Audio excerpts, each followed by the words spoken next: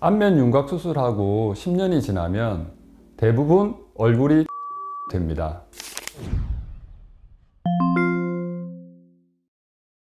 안녕하세요. 여러분의 시간을 되돌리는 20년차 피부과 전문의 최윤덕입니다. 반갑습니다. 안면 윤곽술은 뼈를 깎아서 얼굴의 윤곽을 바꾸는 수술인데요. 보통 턱끝 수술, 그리고 광대 축소술, 사각턱 수술, 그리고 양악 수술 등이 있습니다. 이런 수술을 얼굴의 기형이나 아니면 치과에서 하는 교합의 문제, 기능적인 문제로 수술을 받는다면 조금 다른 문제인데요. 대부분은 얼굴을 작게 보이기 위해서, 좀 더 이쁘게 하기 위해서 수술을 받는, 미용적인 목적으로 수술을 받는 경우가 제가 생각할 때는 문제가 큽니다. 왜냐하면 이런 안면 윤곽 수술을 받고 나서 시간이 많이 지나게 되면요, 결국은 노화가 진행이 되게 되면 이 뼈를 깎은 부위가 지지 역할을 하지 못하기 때문에 오히려 얼굴이 이 방향으로 더 처지게 되는 거죠.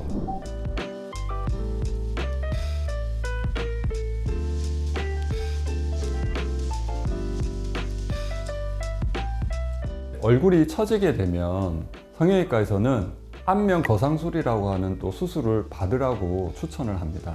가만히 생각해 보시면 사실은 뼈를 깎아서 처졌어요. 근데 다시 안면 거상술을 또 받으라고 합니다. 근데 그 안면 거상술이 사실은 또 반영구적이지 않습니다. 그러면 어떻게 되냐? 5년, 10년이 지났을 때 또 노화가 지속되면 또 얼굴이 처지겠죠? 그러면 또 안면 거상술을 2차, 3차 이렇게 받게 됩니다. 그러면 그럴수록 우리의 이 안면 조직들이 손상을 많이 받고 실제로 수술한 부위, 특히 귀 앞쪽 주변은 대부분 유착이 돼서 흉살이 됩니다. 근데 그게 과연 자연스럽게 될까요? 제가 볼 때는 절대 자연스럽게 될 수가 없고 오히려 노화가 계속 지속되는데 어떻게 보면 장애물이 되거나 아니면 노화를 더 가속화시키는 악화 요인이 될 수도 있습니다. 그래서 아마 여러분들도 한 번씩 TV나 매체들을 보면 모 연예인들을 보고 느낄 수가 있습니다. 얼굴이 바뀌었는데 자연스럽지 못한 그런 안면 거상술을 받은 분들이 대부분입니다. 얼굴의 윤곽을 바꾸는 게 사실은 사람의 인상을 많이 바뀌게 되거든요. 근데 그게 정말 좋은 쪽으로 가야지 되는데 제가 지금 말한 그런 기능적 이상, 기형이 아니고 미용적인 목적으로 했을 때 보통 10년, 20년 뒤를 보면 대부분이 본연의 자연스러운 노화의 얼굴의 변화를 볼 수가 없고 더 부자연스럽고 더 이상한 얼굴로 변하게 되는 거죠. 그런 점을 여러분들이 꼭 생각을 하셔야 됩니다. 지금 당장 내가 얼굴이 작아진다는 그 목적만을 생각하지 마시고 그 이후에 내 얼굴이 어떻게 변형이 올지, 노화가 진행되면 어떻게 바뀔지를 꼭 고려하셔서 결정을 하시면 좋겠습니다.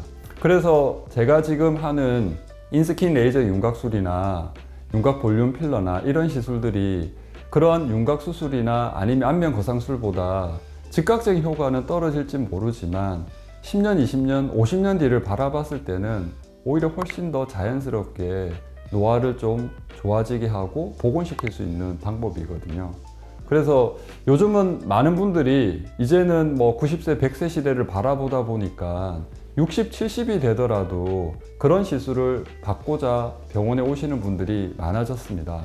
그런데 그런 분들 중에 제가 상담을 하다 보면 안타깝게도 이미 10년 전, 20년 전에 그런 수술 후유증으로 그걸 개선하고자 오시는 분들이 생각보다 많습니다. 실제로 어제도 그런 분이 20대 분인데 벌써 20대에 광대 축소술을 받고 볼살이 이렇게 처져서 그것을 해결하기 위해서 내원하셨던 분이 있습니다.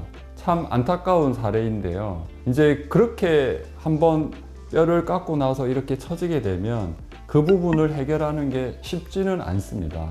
그리고 한번 손상이 된 조직이기 때문에 어떤 이제 침습적인 시술, 소위 말하는 그런 안면 거상술 같은 거를 다시 받기에도 그분도 사실은 부담이 많으신 거죠. 그런 경우에 제가 많이 추천하는 게 인스킨 레이저 윤곽술입니다.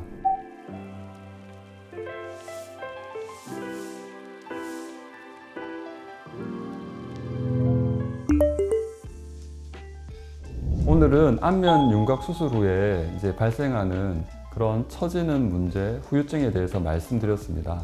여러분들이 시술을 선택하실 때 당장의 어떤 드라마틱한 결과만을 보고 극단적인 수술적인 방법을 선택하시지 마시고 10년, 20년 뒤에도 좀 자연스럽고 후회가 없는 선물 같은 그런 시술을 선택하시길 바랍니다. 감사합니다.